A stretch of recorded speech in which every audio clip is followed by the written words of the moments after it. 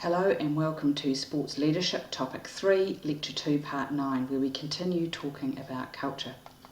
Organisational culture is that system of shared meaning held by all members of the organisation that helps you say, this is my organisation and it is different to other organisations. So culture can't be defined, remember, it's something that's perceived, it's something that's felt. Culture involves the members of an organisation in a socially constructed reality, remember, and the functions are identity, collective commitment, social system stability, and it's a sense-making device. Culture is seen through symbolism, so all the shared objects we have, how we talk, how we behave, and what our emotions are that are appropriate at our organisation. And understanding organisational culture is really, really important for managing the informal aspects of any organisation, but it is even more important, I think, in sport, where passion and emotion is a normal part of organisational culture. And just remember that strong cultures can be both positive and negative. Managing culture is a way of managing meaning, and to be able to do that as a leader, you need to understand the context and the history of the organisation.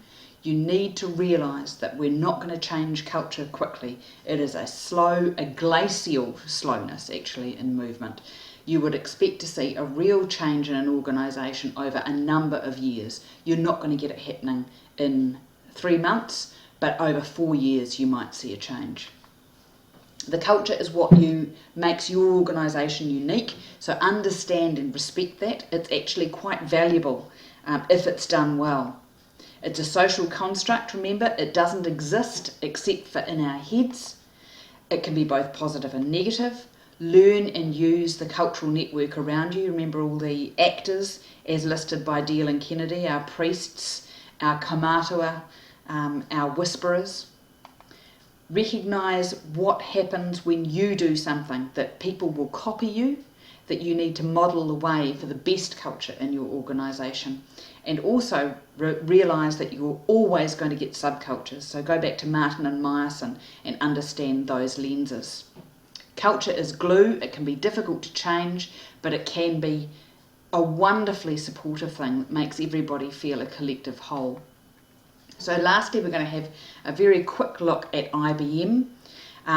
Lee Gerstner was the CEO of IBM quite a long time. 2002 this was cited, but he was in IBM a long time before that. IBM grew to be one of the most admired institutions in the 20th century under Thomas Watson and Senior and Junior. They led IBM for 57 years between the two of them. And IBM became a really dominant force in computing, made huge leaps forward with the big projects like the mainframe computers.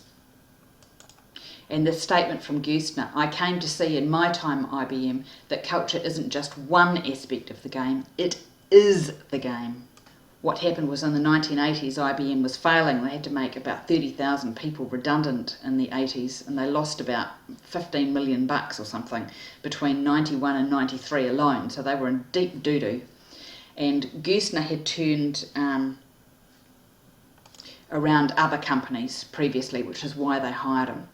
He came in to make difficult decisions, but even whether he started as a level 5 leader at IBM, by the time he finished, he was a level 5 leader, and he said that he fell in love with the company.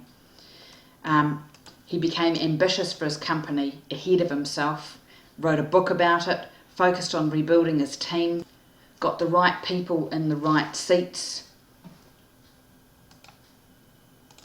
reorganised the rewards in the company, created new teams, set up new systems. Is this starting to sound like Hal Regal and Slocum's diagram? I hope so, because he actually went through and did everything the right way. Every year, Gerstner actually put together the organisation afresh, depending on the new challenges they had to face. So he really did it well.